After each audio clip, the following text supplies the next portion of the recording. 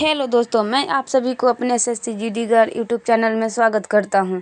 आप सभी के लिए एसएससी जीडी एग्ज़ाम 2025 के लिए मैंने जीके और जीएस का क्वेश्चन लेकर आया हूं। ये क्वेश्चन रामबाण साबित होने वाले हैं।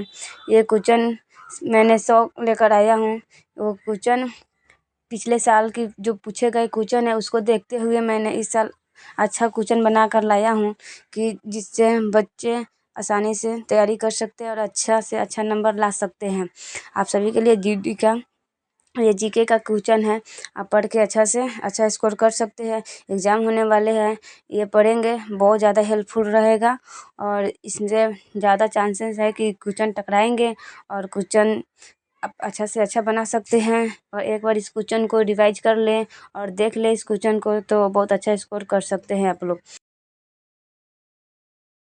ये 1 नंबर क्वेश्चन है और 100 क्वेश्चन लेकर मैं आया हूँ। 100 में अगर 35 नंबर भी आप लोग सही कर सकते हैं तो आपका स्कोर अच्छा बन जाएगा, आपका रिजल्ट आ जाएगा।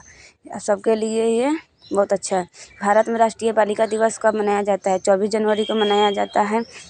2 नंबर क्वेश्चन है, भारत में विश्व की सांस्कृतिक राजधानी कौन सी है? 2 नंबर क्वेश्चन है, भारत में विश्व की सांस्कृतिक राजधानी कौन सी है? कोलकाता। ये 3 नंबर क्वेश्चन में चलते हैं, बांदीपुर राष्ट्रीय उद्यान कहाँ स्थित है? ये 3 नंबर में बांदीपुर राष्ट्रीय उद्यान कहाँ स्थित है? कर्नाटक में है। और 4 नंबर में लावनी किस राज्य का लोक संगीत है? लावनी किस राज्य का लोक संगीत है? ये हो जाएगा आप लोगों का आंसर महाराष्ट्र में। जिनका भी महाराष्ट्र है सही है। केरल की नाव दौड़ किस त्यौहार की विशेषता है? यह है ओणम की है। चलिए चलते हैं, जिनका भी आया है ये डी सही है।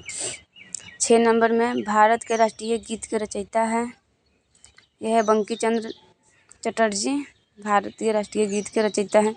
7 नंबर में भारतीय कृषि अनुसंधान संस्था कहाँ स्थित है? ये इसका आंसर हो जाएगा नई दिल्ली। ऑप्शन नंबर बी हो जाएगा राइट आंसर। और 8वें अंतर्राष्ट्रीय योग दिवस किस दिन मनाया जाता है? तो ये हो जाएगा 21 जून को मनाया जाता है। ऑप्शन नंबर डी जिनका भी है उनका राइट आंसर है। और 9 नंबर में भारत में प्रत्येक वर्ष संविधान दिवस किस दिन मनाया जाता है? संविधान दिवस किस दिन मनाया जाता है? यह 26 नवंबर को मनाया जाता है। क्वेश्चन नंबर 10 पे, यहाँ पे 10 नंबर में है सबसे पुराना वेद है। तो यहाँ पे सबसे पुराना वेद ऋग्वेद हो जाएगा। ऑप्शन नंबर डी, जिनका भी डी आंसर आया है और सभी का। अब चलते हैं 11 नंबर क्वेश्चन में, धनुर्वेद और यजुर्वेद का उपदेश है, इसका संबंध निम्न में से किससे है? इसका संबंध निम्न में से किससे है? तो इसका आंसर हो जाएगा ऑप्शन नंबर डी, युद्ध कौशल से है। इसका हो जाएगा डी। 12 में चलते हैं, कौटिल्य का अर्थशास्त्र हमें रिक्त स्थान प्रशासन के बारे में जानकारी देता है। कौटिल्य का यह है मौर्य है बारे में जानकारी देता है। यह मौर्य इसका अर्थशास्त्र हमें। यह क्वेश्चन नंबर 13 में मौर्य साम्राज्य की स्थापना किसने की थी? तो ये है चंद्रगुप्त मौर्य ने की थी। ऑप्शन नंबर सी है। यह 14 नंबर है, चंद्रगुप्त मौर्य ने अपने अंतिम दिनों में किस धर्म को अपना लिया था? जैन धर्म को अपना लिया था। भारत के भौगोलिक मानचित्र कौन तैयार करता है? भारतीय सर्वेक्षण। भौगोलिक मानचित्र कौन तैयार करता है? भारतीय सर्वेक्षण। ऑप्शन नंबर डी हो जाएगा। क्वेश्चन नंबर 16, भारत और पाकिस्तान के बीच की सीमा का निर्धारण किसने किया? तो सीमा किसने निर्धारण किया था? सर सिरिल रेडक्लिफ ने निर्धारण किया है। सर सिरिल रेडक्लिफ ने सीमा निर्धारण किया। क्वेश्चन नंबर 17 में हमारा ब्रह्मांड कितना पुराना है? तो हमारा ब्रह्मांड कितना पुराना है? तो हमारा ब्रह्मांड 13.7 मिलियन वर्ष पुराना है। ऑप्शन नंबर ए है। सौरमंडल का दूसरा सबसे बड़ा ग्रह कौन सा है? तो सौरमंडल का सबसे बड़ा दूसरा ग्रह कौन सा है? तो ये हो जाएगा ऑप्शन नंबर ए, शनि ग्रह हो जाएगा। 19 नंबर क्वेश्चन में यूरोपवासी किस ग्रह की पूजा सुंदरता की देवी के रूप में करते हैं? तो राइट नंबर हो जाएगा बी, शुक्र की पूजा करते हैं। यूरोपवासी किस ग्रह की पूजा सुंदरता के लिए करते हैं? तो क्वेश्चन नंबर 20 में है, साउथ पोल पर पहुंचने वाला प्रथम व्यक्ति कौन? ऑप्शन नंबर बी हो जाएगा रोवाल्ड एमुंडसेन। क्वेश्चन नंबर 21 में है, मंगल की परिक्रमा कक्षा में जाने वाले प्रथम एशियाई देश का नाम बताइए। तो एशियाई देश का नाम है भारत। ब्राज़ील में बड़े कॉफ़ी बागानों को कहा जाता है। 22 नंबर क्वेश्चन में, ब्राज़ील में बड़े कॉफ़ी बागानों को कहा जाता है, इसको कहा जाता है। ऑप्शन नंबर डी होगा फिजेंडस। क्वेश्चन नंबर 23 में है, डैश डैश एक बागानी फसल है। क्वेश्चन नंबर 23 में है, डैश डैश एक बागानी फसल है, तो वो हो जाएगा ऑप्शन नंबर सी हो जाएगा, वो होगा चाय। ऑप्शन नंबर सी चाय हो जाएगा, एक बागानी फसल है चाय। 24 नंबर क्वेश्चन में, विश्व में सबसे अधिक केसर का उत्पादन करने वाला देश कौन सा है? तो ऑप्शन नंबर सी हो जाएगा, ईरान हो जाएगा। क्वेश्चन नंबर 25 में, भारतीय संविधान ने देश की शासन प्रणाली के रूप में किस व्यवस्था को अपनाया है? किस व्यवस्था को अपनाया है? तो ऑप्शन नंबर हो जाएगा ए, संसदीय शासन प्रणाली। संसदीय शासन प्रणाली व्यवस्था को अपनाया है। 26 नंबर क्वेश्चन में, भारतीय संसद के कितने सदन हैं? तो 2 सदन है। अब चलते हैं अगले क्वेश्चन नंबर 27 पर, संसद के किस सदन को प्रतिनिधि सभा भी कहा जाता है? लोकसभा को। ऑप्शन नंबर बी, लोकसभा को प्रतिनिधि सभा कहा जाता है। अब क्वेश्चन नंबर 28, संसद का लोकप्रिय सदन कौन सा है? संसद का लोकप्रिय सदन है लोकसभा। ऑप्शन नंबर बी है। चलते अब अगले क्वेश्चन की ओर। क्वेश्चन नंबर 29 में, संविधान में संशोधन की पहल की जा सकती है। क्वेश्चन नंबर 29 में, संविधान में संशोधन की पहल की जा सकती है।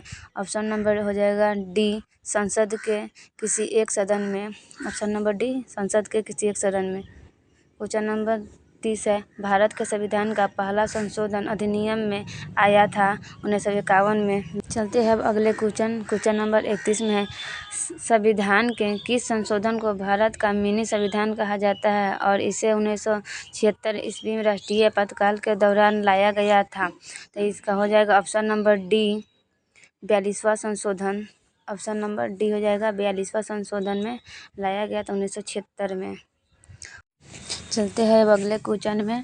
क्वेश्चन नंबर 32, करों की कटौती के बाद व्यक्ति के पास उपलब्ध आय को क्या कहते हैं? तो ऑप्शन नंबर हो जाएगा ए, प्रयोग के लिए उपलब्ध आय। क्वेश्चन नंबर 33 में है, जीएसटी लागू करने वाला पहला देश कौन सा है? फ्रांस। ऑप्शन नंबर बी हो जाएगा, लागू करने वाला पहला देश है फ्रांस। Option number B. चलते हैं अगले क्वेश्चन की ओर। 34, जीएसटी परिषद की अध्यक्षता कौन करते? आंसर नंबर डी हो जाएगा, केंद्रीय वित्त मंत्री हो जाएगा। जीएसटी परिषद की अध्यक्षता करते हैं केंद्रीय वित्त। अगला क्वेश्चन है, चेलाया समिति का संबंध है। 35 नंबर क्वेश्चन में है, चेलाया समिति का संबंध है। चेलाया समिति का संबंध है, वो हो जाएगा ऑप्शन नंबर हो जाएगा इसका ए, प्रत्यक्ष एवं अप्रत्यक्ष कर में सुधार। क्वेश्चन नंबर अब 36 में चलते रहे, राष्ट्रीय रासायनिक प्रयोगशाला कहाँ स्थित है? तो इसका हो जाएगा ऑप्शन डी, पुणे में है ये। क्वेश्चन नंबर 37 में है, न्यूट्रॉन की खोज किसने की थी? ऑप्शन नंबर ए है, चैडविक ने की थी खोज। न्यूट्रॉन की खोज किसने की थी? चैडविक। अब क्वेश्चन नंबर 38 में है, एटम बम का आविष्कार किसने किया था? एटम बम का आविष्कार रॉबर्ट जे ओपनहीमर। चलते अगले क्वेश्चन है। क्वेश्चन नंबर 39 है, कंप्यूटर प्रोग्राम में एक एरर क्या कहलाता है? एक एरर क्या कहलाता है? तो एक एरर ऑप्शन हो जाएगा सी हो जाएगा, बग हो जाएगा, बग हो जाएगा। ऑप्शन नंबर सी हो जाएगा, बग। क्वेश्चन नंबर 40 में है, MS वर्ड का डैश डैश उदाहरण है। Option number B. चलते हैं अगले क्वेश्चन की ओर। क्वेश्चन नंबर 41 है, सी प्रोग्रामिंग भाषा को किसने डेवलप किया था? Option number D, Dennis Richie.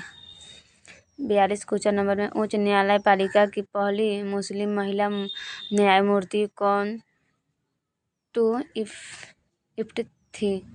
न्यायमूर्ति एम फतिमा बेबी। चलते हैं अब अगले क्वेश्चन की ओर। भारतीय संविधान के अनुसार उच्च न्यायालय के न्यायाधीशों का स्थानांतरण करने का अधिकार है। स्थानांतरण करने का अधिकार है। इसका आंसर हो जाएगा सी, भारत का राष्ट्रपति को अधिकार है। 44 क्वेश्चन में है, दिल्ली उच्च न्यायालय की पहली महिला न्यायाधीश कौन थी? दिल्ली उच्च न्यायालय की पहली महिला न्यायाधीश थी लीला सेठ। ऑप्शन नंबर बी हो जाएगा, लीला सेठ। Option number B. 45 में है, संविधान के किस अनुच्छेद के अंतर्गत लोकसभा के बारे में उल्लेख है?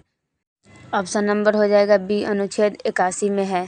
अनुच्छेद के अंतर्गत लोकसभा के बारे में उल्लेख है। क्वेश्चन नंबर 48 में, भारत में एकल नागरिकता का सिद्धांत कहाँ से लिया गया है? एकल नागरिकता का सिद्धांत कहाँ से लिया गया होगा? डी, इंग्लैंड से लिया गया है। एकल नागरिकता का सिद्धांत इंग्लैंड से लिया गया है। क्वेश्चन नंबर 49 में है, किस देश में दोहरी नागरिकता का सिद्धांत स्वीकार किया गया है? अमेरिका में किया गया है। ऑप्शन नंबर बी हो जाएगा, अमेरिका। नागरिकता का सिद्धांत स्वीकार किया गया। 50 में है, दोहरी नागरिकता किसकी विशेषता है? दोहरी नागरिकता किसकी विशेषता है? हो जाएगा ऑप्शन नंबर हो जाएगा इसका है ए, संघीय सरकार की। अगले क्वेश्चन की ओर चलते हैं। भारतीय नागरिकता किस प्रकार प्राप्त नहीं किया जा सकती है? किस प्रकार नहीं की जा सकती है? इसमें 3 ऐसे क्वेश्चन दिए गए हैं जिससे ये तीनों किया जा सकता है प्राप्त। और एक क्वेश्चन है डी, भारतीय बैंक में धन जमा करके आप नागरिकता किस प्रकार प्राप्त नहीं की जा सकती। इस प्रकार की नागरिकता प्राप्त नहीं की जा सकती है धन जमा करके बैंक में। ठीक है।